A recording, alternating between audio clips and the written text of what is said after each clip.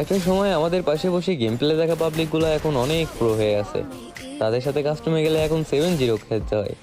অথচ দেখো সেই 2020-এর কথাই যদি বলি, তারা আমাদের পাশে বসে গেম খেলা দেখছে, আমাদের নিজের সেটিংসে খেলছে, এমনকি আমাদের থেকে সবকিছু জেনে নিছে দেখো আমি কি করব। আর তারাই এখন কাস্টমে চ্যালেঞ্জ দেয়। এখনকার প্লেয়ারদের ভেতরে তো অ্যাটিটিউড অহংকারে ভরা। আগে যখন একটা প্লেয়ার 1v4 ক্লাস করতো তখন আমরা তাদের বিগ ফ্যান করে চিল্লাইতাম, আর এখন 1v4 কেন 1v6 মাইরা দেখো, বিগ ফ্যান করার কেউ থাকবে না।